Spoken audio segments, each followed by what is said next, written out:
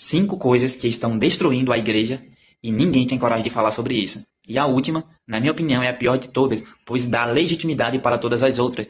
É isso mesmo, vai fazer 6 anos da minha caminhada cristã e eu conto nos dedos as raras vezes que eu ouvi alguém falando sobre esses temas que está destruindo não só a igreja do Senhor, mas lares, casamento, famílias e etc. E o primeiro dele é pornografia. É isso mesmo. E não é só no meio jovem, tá? É pessoas casadas, casamentos sendo destruídos, lares sendo destruídos. Isso está destruindo os nossos jovens no geral. E é um pecado que simplesmente você não vê os pastores tratando mais desse pecado. Infelizmente a gente não vê. É como se fosse um pecado de estimação de muitos. Logo, tocar neles vai gerar um desconforto, digamos assim. E a gente não vê praticamente ninguém falando sobre isso. Número 2 é o vício em apostas. Apostas online, bets, enfim. Eu mesmo conheço vários cristãos que apostam, depositam a sua esperança, a sua prosperidade, a sua vida financeira na sorte, nas apostas.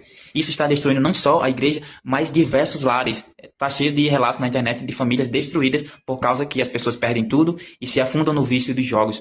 Isso é muito grave e simplesmente a gente não vê ninguém tratando sobre isso nos púlpitos.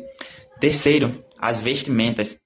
Se bem que até certo tempo era bastante falado sobre a modéstia bíblica, enfim. Hoje em dia não é mais. As pessoas se vestem como querem, parece que ficou meio que liberal. E isso também está destruindo a igreja, destruindo casamentos, causando vários adultérios.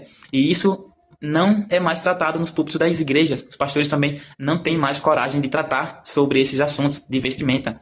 Quarto lugar, o pastorado feminino. Por incrível que pareça, ele não ficou por último, né? Porque eu não considero polêmico. A Bíblia é muito clara. A Bíblia não permite o pastorado feminino e ponto final. Os pastores não têm mais coragem de falar sobre isso. Embora alguns não concordem, não basta apenas não concordar, você tem que se posicionar e falar sobre isso.